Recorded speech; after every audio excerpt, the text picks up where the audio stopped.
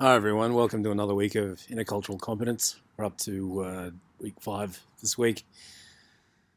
We're going to leave the historical and theoretical parts of the unit now and move into a series of 4 lectures on some of the more practical aspects of intercultural communication. So we've looked at some of the key concepts, colonialism, cultural hegemony, and then we've looked at intercultural competence, sort of some of the concepts around that. And now we're going to look at intercultural communication, foundations of language and intercultural communication. So some of the questions that guide our the lecture this week are: what role can experiential learning play in the development of intercultural competency? What has been the influence of cultural studies in the development of intercultural competence research? How do communication practices influence our intercultural encounters? And what are some of the social forces that have spurred the development of intercultural competency studies and training?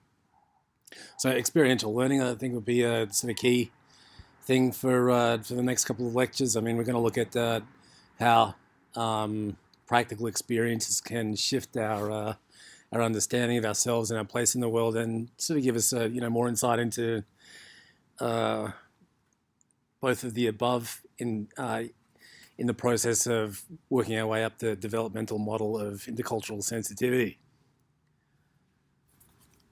And I think in as a sort of feature of that, we kind of tend to, this is kind of where cultural studies comes in. Intercultural competence is a broad school, broad church. We've got the input from linguistics, anthropology, history, communication studies, and amongst other things, cultural studies, because, in learning to understand ourselves and others, we need to understand culture. So to understand culture, we need to study it. So that's part of where that comes in. And there's a practice to cultural studies, and this is something that we can gain from in intercultural communication, arguably. So just to recap briefly from last week, we looked further at Bennett's developmental model of intercultural sensitivity. We looked at that in a bit more detail. You can look at the slides from last week if you want to catch up on or revise what those were. We asked ourselves the $1,000,000 question: how do we move from lower to higher stages of intercultural competence? I mean, this is why it's not an academic exercise it's not an abstract exercise with no practical application. So, we need to figure out how to apply the DMIS to practice. So this involves procedural questions of assessment and learning styles. To that end, we looked at a couple of varieties of what in the education sector is called metacognition. It's a bit of a buzzword, but it's also one with for some reason. We think about how we're thinking. How do we form ideas? How do we form understandings? How do our understandings inform our thinking, especially when they're not conscious? So in looking at questions of procedural questions of assessment and learning styles, we need to consider these metacognitive issues. First one we looked at was the learning style inventory. Then we looked at the intercultural development inventory, both means of making assessment in order to learn where we are and where we need to go. And finally, we looked at Hofstadter, Trompenaars, and the limits of functionalism, the limits of trying to use intercultural competence studies as a instrumentalist or a way to effect a fix. I mean, I think we've looked at it a couple of times in this unit that intercultural competence, it's not about effecting fixes. It's about developing stronger social bonds and stronger social relations by building understanding and the capacity for to understand others, and especially for members of dominant groups, ethnicities, genders, classes, to listen. So you can go back and check the slides if you want to look at that in more detail. This week we're going to build on that by looking at focusing on experiential learning as noticed. As noted, we're going to explore a little bit more of metacognition in the experiential learning model. So we take these assessment tools and apply them to experiential learning. And I'll do a bit more metacognition in looking at the experiential learning cycle. So I've got a learning model and a learning cycle, which are complementary to each other and to the theory. We're going to just give you a broad introduction to cultural studies for reasons cited earlier. And then we'll look at some cultural taxonomies, some of the the ways that we can sort of start thinking about how cultures vary and start anticipating cultural differences. So let's get started.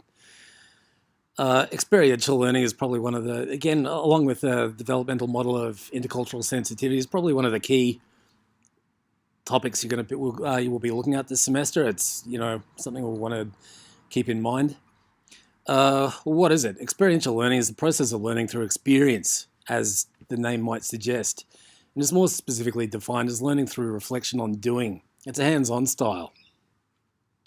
One of the great things about concepts like these is that the basic concept is embodied in the name. It's not highfalutin. It's you don't have to unpack it. It's I think probably what we could describe as intuitive. It is what it sounds like.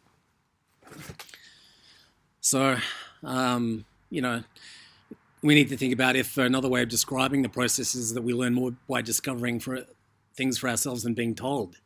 That is, if developing intercultural competence is a matter of personal growth and broadening of perspectives rather than token and insincere efforts towards encouraging diversity.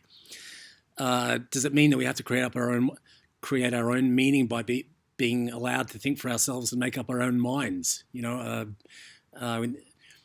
Education very broadly is about learning how to think, not what to think. So maybe we need to sort of keep in mind is this where the value of experiential learning comes in?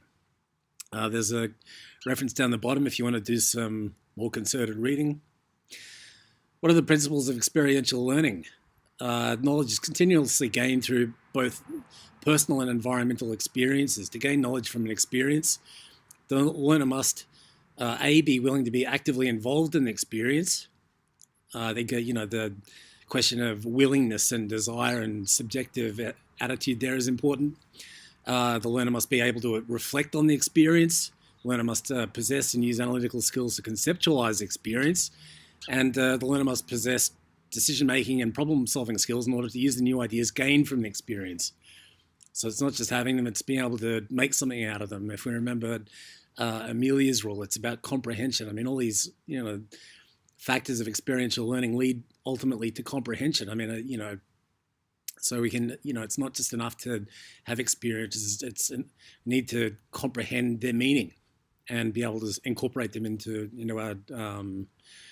our understanding of ourselves and each other. So if all this follows, then it begs a couple of questions. I mean, how do we find or encourage the capacity and desire for active involvement? How do we find or encourage the capacity and desire for reflection? And again, how do we gain, impart analytical and conceptual skills? And how do we gain or impart decision-making and problem-solving skills? So, the willingness to be actively involved in an experience, to reflect on it, to use analytical skills to conceptualize it, to utilize decision-making and problem-solving skills to use the ideas you gain, then how do we make this happen? So there are a variety of approaches. Let's consider a few. In terms of thinking initially about the capacity and desire for active involvement in intercultural teaching and learning, I actually looked at the Department of Education, Employment and Workplace Relations Early Years Learning Framework. This is actually really good. It says, talking about the teaching for Aboriginal Torres Strait Islander children, it says competence in relating to Aboriginal Torres Strait Islander children and families is a process that must be underpinned by relationships, evolves over time, and must involve attitude, skills, and knowledge. So this is a government paper talking about developing intercultural competence in an educational situation, but I think arguably it applies far more broadly. The DWAR Early Years Learning Framework talks about the attitude, skills, and knowledge as key features underpinning successful intercultural competence in its framework. And skills for living and working in the local Aboriginal and Torres Strait Islander context. So there's social skills in working in local and Aboriginal and Torres Strait Islander context. So there's sort of social and professional skills, knowledge, understand. Where do the skills come from? Arguably they come from knowledge, understanding and awareness of Aboriginal and Torres Strait Islander culture, history, and contemporary societies. Understanding the importance of connectedness to land and spirituality is the core of Aboriginal and Torres Strait Islander cultural identity.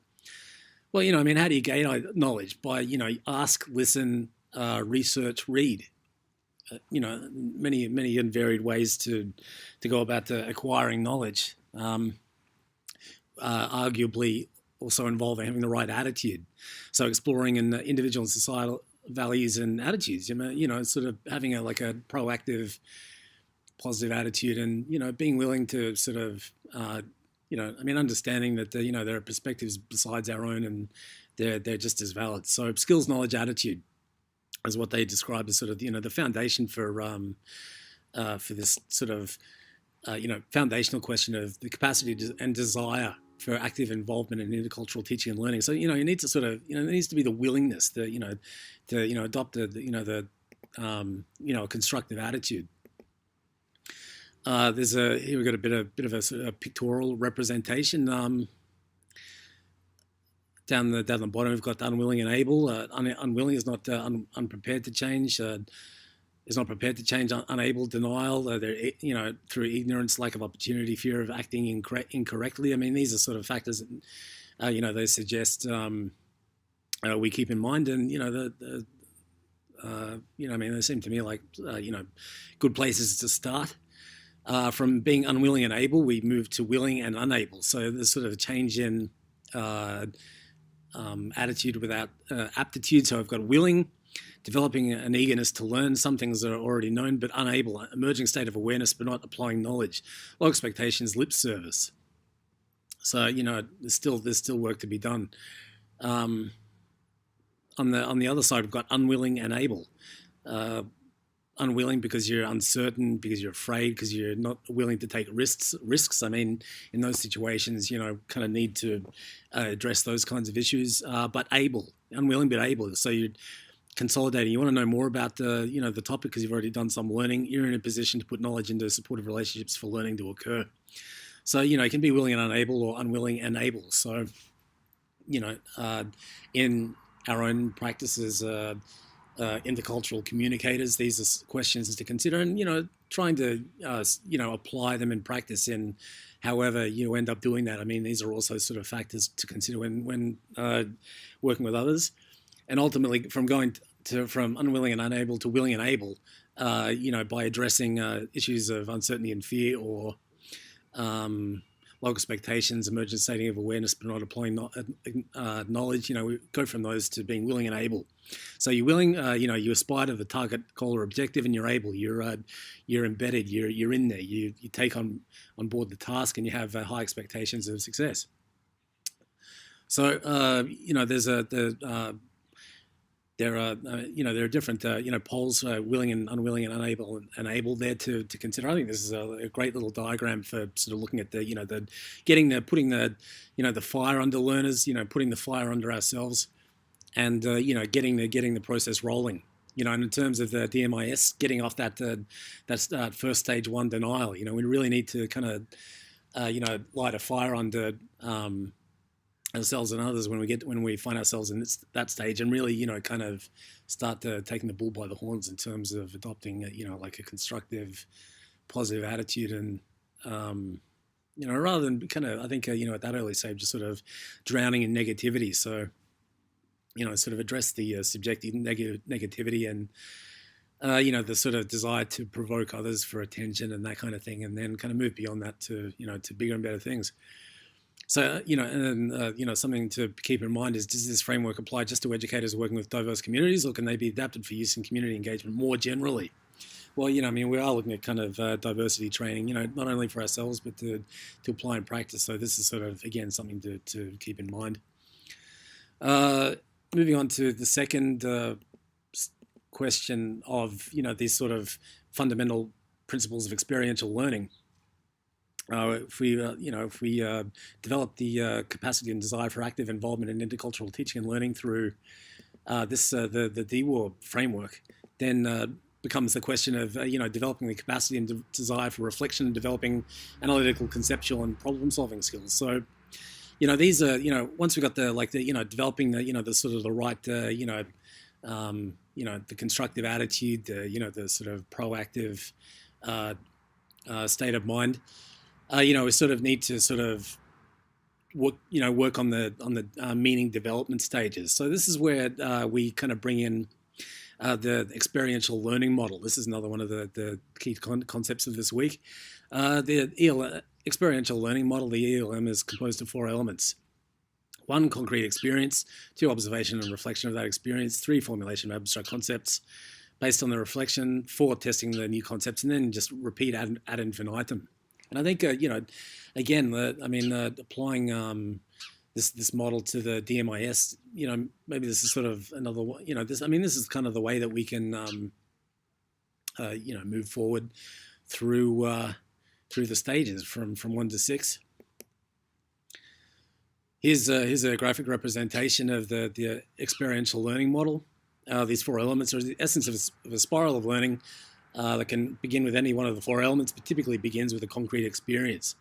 From these, we can encourage the capacity and desire for reflection, gain in part analytical and conceptual skills, and gain in part decision-making and problem-solving skills. So we've got under this model, we've got experience at the top, reflection, discussion on the right-hand side, conceptualization at the bottom, and application. And presumably, if we wherever we enter this model, we can sort of build on this through each successive stage. And if we're at the DMIS stage 1, then we can sort of use this, maybe use this sort of experiential, practical model of learning to find ways to move forward into higher stages. Here are some other ways of representing the same thing. If you Google experiential learning model in the Google image search, it's graphic elements overdrive. So here's a couple more just to give you different perspectives. This large one, balancing, has everything from thinking, deciding, acting, initiating, experiencing, imagining, reflecting, analyzing. So slightly more in depth. I just thought that was useful as another way of another perspective. Down the bottom, we've got activity, reflection, conceptualization, application. What happened? What did I experience? Why did that happen? What do I do next? So, between these 3, you've got, there are 3 different ways of looking at it. You can apply elements of each to working through the stages of the developmental model of intercultural sensitivity. And hopefully sort of help in moving forward. So again, keeping in mind the million-dollar question: how do we move from lower to higher stages of intercultural competence? How then does experiential learning apply to each stage of the developmental model of intercultural sensitivity? We apply this to each stage: denial, defense, minimization, acceptance, adaptation, integration. There are no easy answers to this one. This is maybe the million-dollar question plus one. But this is something to keep in mind. This is what will be, from here on out. I think we'll be kind of building on this, in earnest. And I think we'll probably make this the topic of your, I'll make this the topic of your assessment task 2 as well. So be on top of this. So, how do we, how might we apply this? Here's one sort of rough example I came up with, a rough hypothetical. Start with experience. Say you go on holiday, go to some far-flung part of the world, Egypt, where you, go on a camel tour. You go, yeah, that was great. So when you go home, when you come home, you're reflecting on your holiday. You go, oh, I kind of feel like going and checking out a bit more of that. So you go to a Middle Eastern restaurant in Melbourne. mean, that one was I forget that one was called, but it was definitely Middle Eastern flavor. So you still, you start thinking about traveling more. So you start looking into a brochure, ways to learn about other cultures while traveling. So you've done it once, so you sort of start thinking about doing it as turning it into a kind of a rule. So you're back at the conceptualization stage by this stage after reflection and discussion. So you do experience, reflection, discussion, and by going to the sort of the restaurants at home, and then the conceptualization about broadening the experience more generally. So from there you go to application. You're the travel agent, figuring out where you're going to go next, and then you wind up in another far-flung part of the world doing something you wouldn't ordinarily do, and then the process begins all over. The question to think about here, I'm not going to tell you what I think, but the question to keep in mind is which stages of the DMIS might this reflect? I mean, I think there are potentially a couple of ways to look at this, and then also sort of depending on where you start in the cycle as well. But that's just for you to think about it at this stage. So basically, the trick will be to figure out while you're thinking about that, will be to figure out the point of each stage at each stage of the DMIS where experiential learning can be applied to generate the necessary insight to produce a shift to the next stage. And again, word to the wise, keep this in mind for assessment task 2.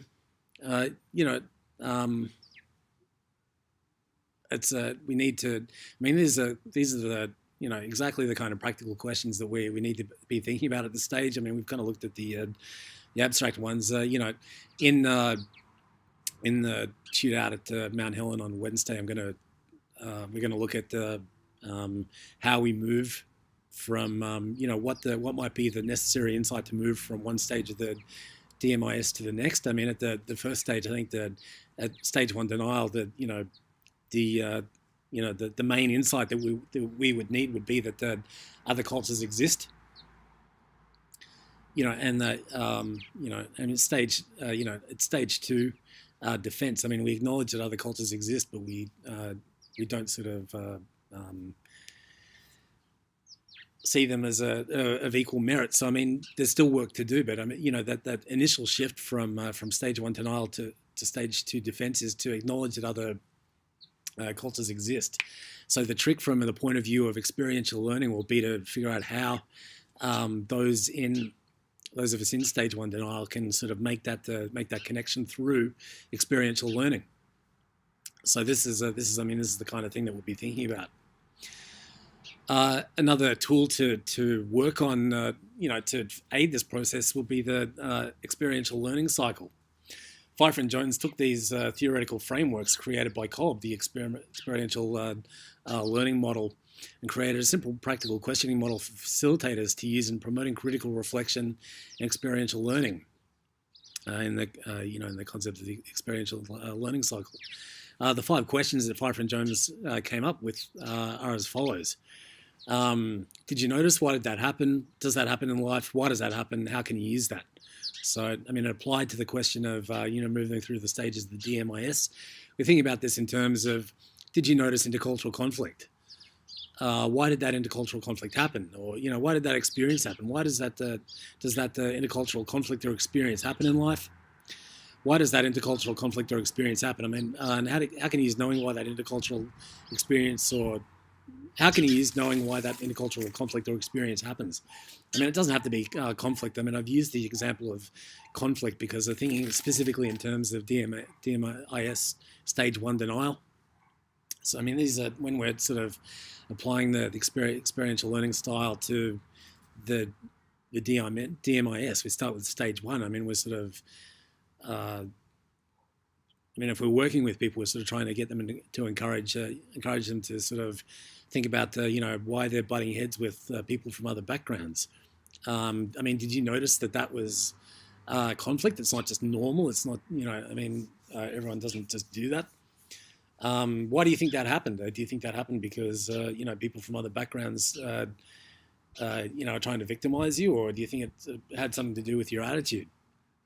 Does that happen in life? Does that kind of intercultural conflict happen to everyone? I mean, a lot of people seem to be able to get by without butting heads with people from other backgrounds. I mean, do you think it had something to, again, do you think it had something to do with your approach and, even your attitude?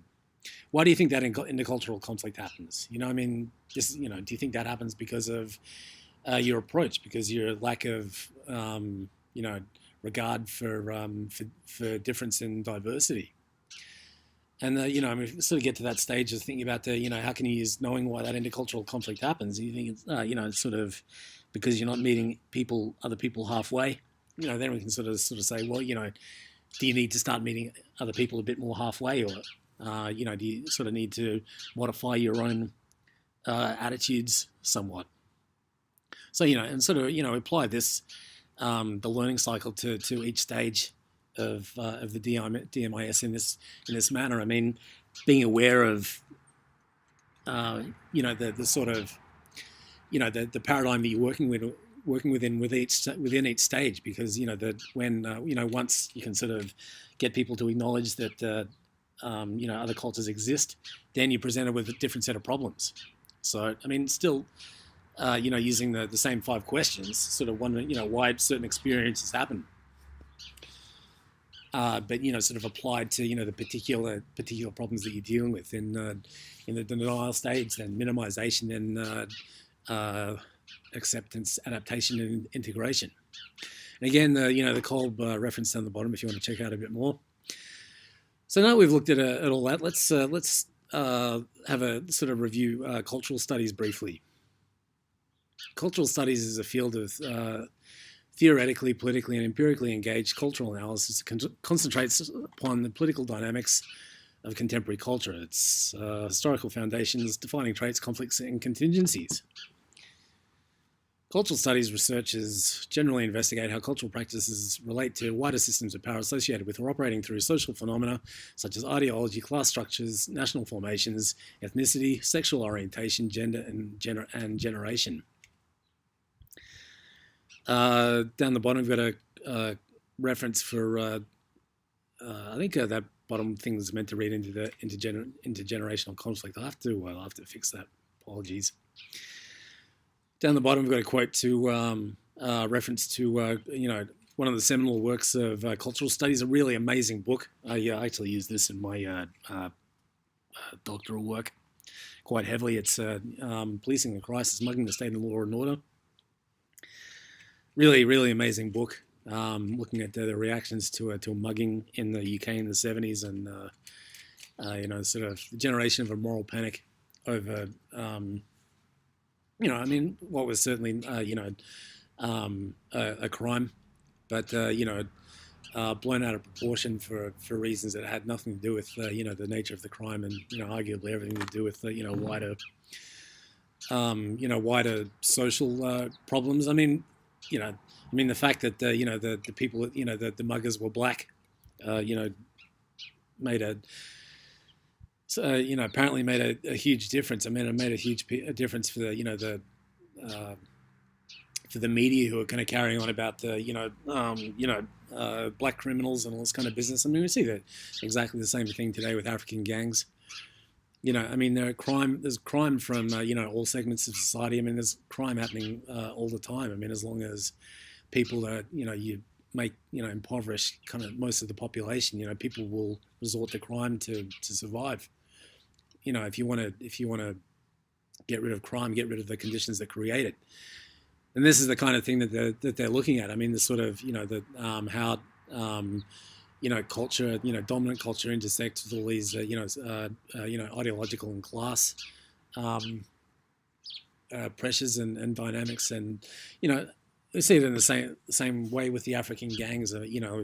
Pick on the one group who have some members who act up while downplaying the same behavior from other groups. I mean, it's when there was the hubbub about African gangs at the end of 2017. There was a riot of white kids in Torquay. Someone was saying that they were mobbing a couple of black kids who for whatever reason decided to go to Torquay. I mean that's just as bad. But why doesn't that receive similar media attention because because it doesn't suit their ideological purposes. But I mean, these are the kinds of issues we're looking at, and there are cultural features to that. I mean, ideas about norms, values, and beliefs. Who we sort of see as adhering to them and who don't, and all sorts of related issues. So we find then that cultural studies views cultures not as fixed, bounded, stable, and discrete entities, but rather as constantly interacting and changing sets of practices and processes. I mean, often culture is being defined negatively in opposition to some demonized other. Our culture is great because we're not these evildoers, and it happens quite a lot.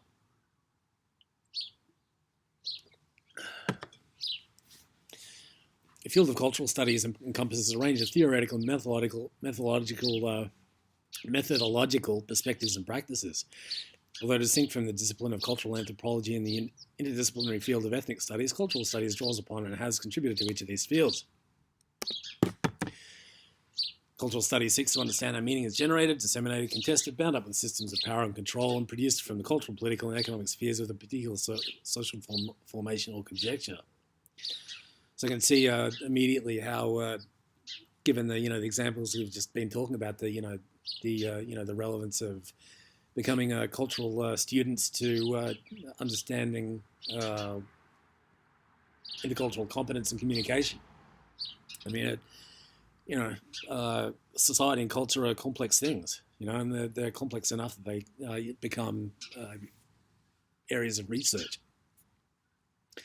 So we find that important theories of cultural hegemony and agency have been influenced and been developed by the cultural studies movement, as have many recent major communication theories and agendas, such as those that attempt to explain and analyze the cultural forces related and processes of globalization. I think that's cultural forces related to and processes of globalization. So you can see from the reference back here that Stuart Hall is one of the key figures in cultural studies. He was the kind of instigator of the Policing the Crisis project. One of his readings for week 5 is his, so get a bit of a entry into Stuart Hall and his contributions to cultural studies. Like more formal tools like the intercultural development inventory, how might cultural studies and studies of cultural hegemony give us a way to make more spontaneous assessments of intercultural sensitivity in line with the DMIS? I've mentioned this a couple of times. I think it's something I'd like you all to keep in mind. I mean, we won't always be using assessment tools in a formal context, and we kind of need to rely on our own judgment. And I mean, the more our own judgment is informed by history, understanding history of colonialism, cultural hegemony, and the way that it intersects with cultural studies. Hopefully we can sort of perform, more sort of spontaneous assessments, of ourselves and others in whatever context we wind up in. I mean, there are other related areas which we'll look at briefly. I mean, there's stuff like, we can look at the psychological perspectives, especially in social psychology. We've already looked at moral disengagement. The various mechanisms we use to sort of shift blame and project blame onto others. Victim blaming, playing the victim, refusing to make any distinction between being criticized and being attacked. The false dilemma logic. That if you think for yourself, the terrorists win. If you question my judgment, the sky's going to fall in. All this kind of stuff we carry on with, and there are other ways to look at this as well. I mean, there's a whole subfield of social psychology that looks at authoritarianism and authoritarian psychology. So you can look at that as well. There are writers like Erich Fromm, who wrote The Fear of Freedom, which is one of the most incisive books I've ever read. It talks about how we avoid freedom because we avoid the responsibility that it entails, and we kind of we buy into authoritarian ideology and demagoguery a lot of the time because it provides us the deal with the devil there is that in letting other people do our thinking for us, they also absolve us of responsibility for the consequences of our actions. I mean, that's the way the appeal of a lot of people for groupthink. And there's other people like Wilhelm Reich, who wrote that amazing book, The Mass Psychology of Fascism. Reich was an Austrian psychologist working in the 30s and 40s. He wrote this Mass Psychology of Fascism, which was basically a ideological, critical psychological survey of the Nazis, and kind of looking at the same thing, the way they Hitler sort of appealed to people not through reason but emotion, sort of wanting to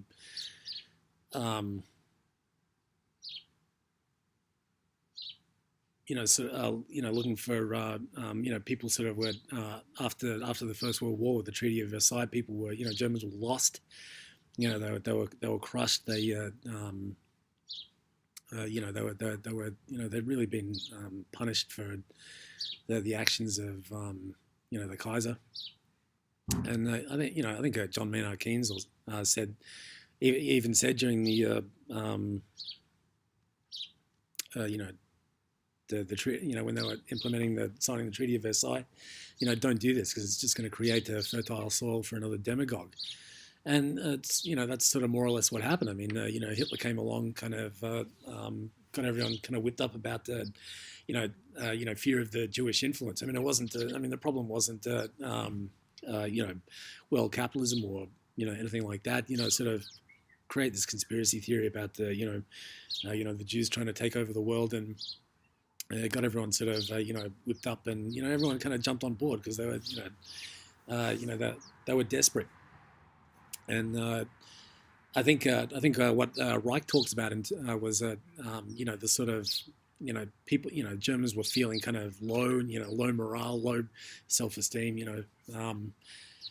and rather than sort of building them up meaningfully, like giving them kind of meaningful agency in their own lives, he sort of created a cult of personality around himself, and got everyone to people sort of identified vicariously with him. Oh, I'm great because I'm associated with this great man Hitler. I mean, it was just a hype, but a lot of people jumped on board because they were desperate, and they're just kind of looking for a way out.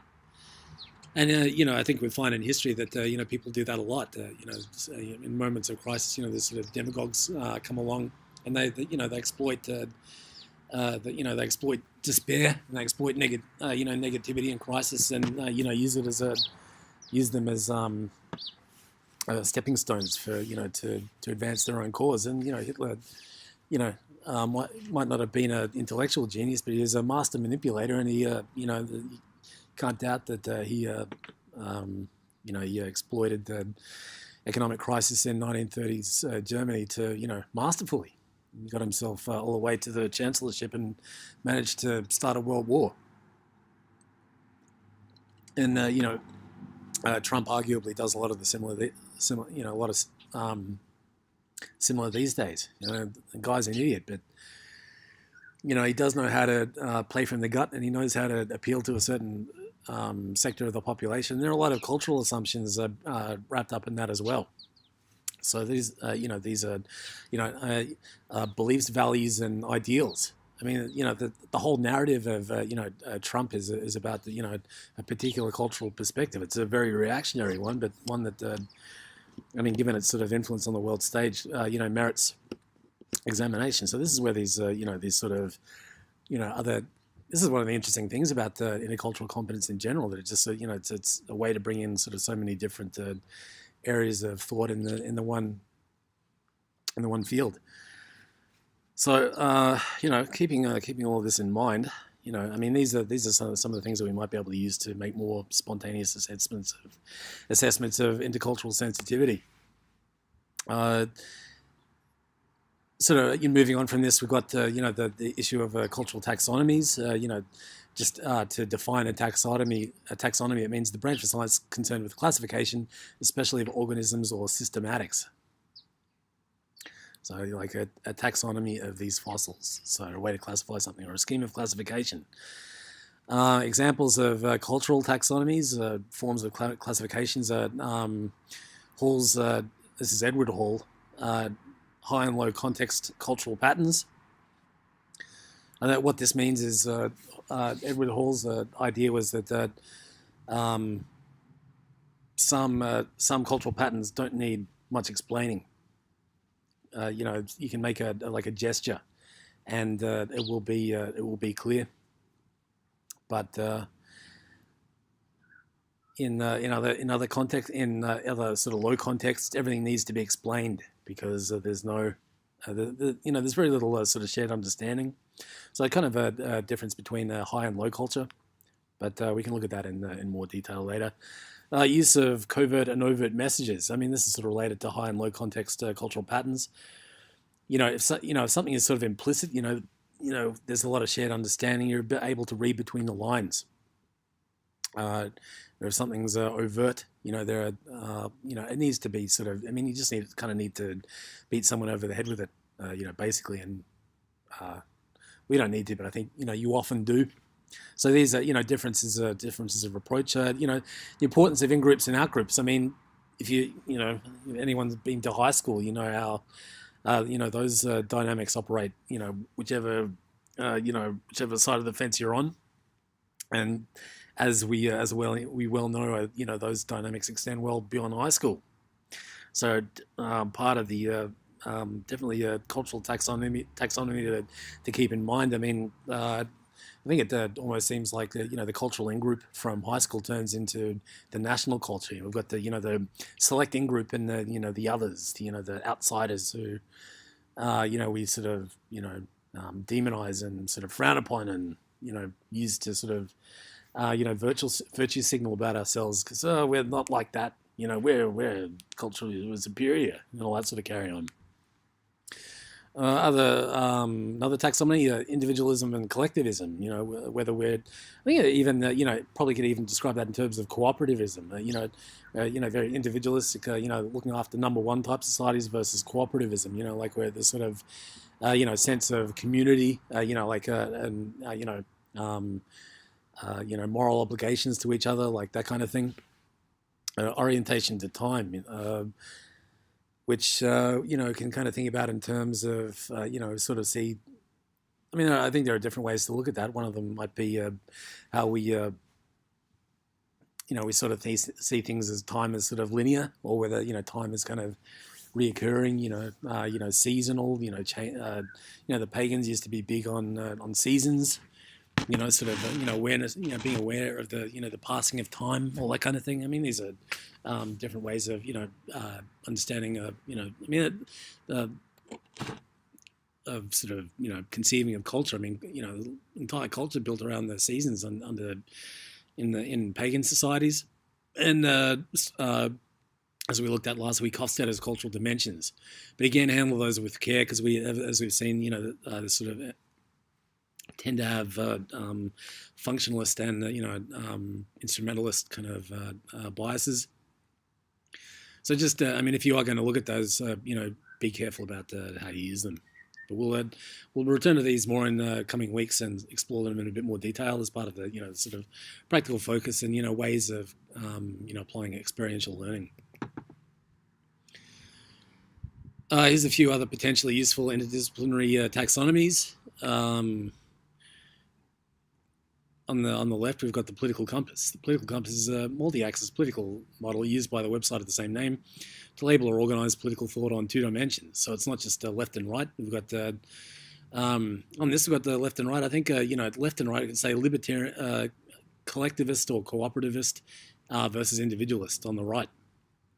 So down in the left bottom hand corner, we've got the libertarian collectivist or libertarian cooperativist axes, and on the top right we've got the authoritarian individualist axes. So I think it's interesting. It kind of makes it's a bit more sort of nuanced way of looking at politics. I mean, politics very definitely has a cultural influence, often for the worse.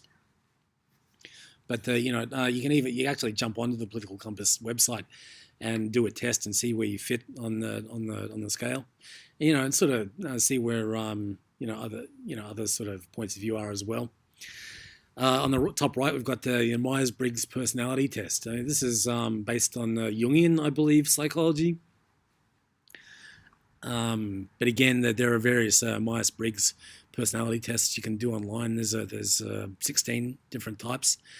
You know, I think this is sort of it's based on hard science. I think these are far more meaningful than the functionalist cultural paradigms. I mean, we can all incorporate elements of those, but it's interesting to compare something like Hofstadter's cultural dimensions theory and the Myers-Briggs personality test, because Hofstadter, lacks all of the, scientific rigor that goes into developing something like Myers-Briggs. I mean, if you do a little bit of reading up on the concept, you'll see how much goes into it. And down the bottom, we've got the F scale. We're talking a little bit about authoritarian psychology. This is, a lot of. I mean, this brings in another angle on culture and how our values, beliefs, and ideals inform our attitude and mentality. Whether we're sort of especially on the libertarian authoritarian scale. So another one worth checking out. I think there's a test you can do online there as well. I found this while doing the the Google search. We've got the intercultural communication between political tendencies as part of the political compass. I just find this funny because I think this is great in terms of demonstrating the kind of intercultural communication that happens in real life. Everyone, as I won't insult your intelligence by explaining. You can look at it in your own time and under your own steam. But everyone's this is sort of, I think it says something about the level of divisiveness that politics tends to create, and especially politics kind of devoted to assuming all the answers without knowing what the question is, and sort of trying to force everyone else into your way of thinking rather than using a scientific or empirical approach, just sort of trying to understand objective reality without sort of bringing in your own objective biases. So have a look at that and have a think. Your readings for this week I'll go a bit more into detail about cultural discourse analysis and culture studies. In second year, you've got for 2208, you've got Carbor and Leeds and Hurwitz. And third year, you've got a bit from Stuart Hall. If you're in 2208 and feel like doing a bit of 3308 reading, do check that out. It is a bit of a dense read, but it's also quite good. And if you get a chance, do check out Policing the Crisis as well. The reference is in further back in the slides. A bit of further suggested reading is something else from Carbor in the Routledge Handbook of Language and Intercultural Communication. That ebook is up on is in the library website. I actually got that one ordered in so that you can reference it this year. A lot of great readings in there. Your tasks for this week is our assessment task 4.2. This is your second entry on the developmental model of intercultural sensitivity. We're looking at stage 2 defense. This week, the forum thread will be up by now. You'll have until Sunday night to complete. Check your assessment sheets and the Moodle thread for more info. Drop me an email if you need. But yeah, do have a bit of a think about what you're going to do. And you've got till Sunday night to complete. I'll look forward to looking at your entries. The first one was really great. We got some amazing responses there. So slightly different emphasis this time. Do make sure to emphasize, how the example you choose this time around differs from stage 1 denial. I'll be looking for that in particular. And do remember to, cut and paste the definition from the assessment sheet if you need to, but make sure to explicitly state how your example applies to the definition as presented in the assessment sheet. And please try and make sure and add four references and mention one of the key concepts. You've got a checklist there, so go through the checklist to make sure you've got everything. Coming up in week 6, you'll have assessment task 3.2, just another Moodle quiz. Hopefully you didn't have any problems with the last one. And again, you get as many choices as many tries as you need to get it right. And there'll be a notification from Moodle when that's up. So if you made it this far, thanks for listening. Again, hit me up if you've got any questions, and have a great week. Bye for now.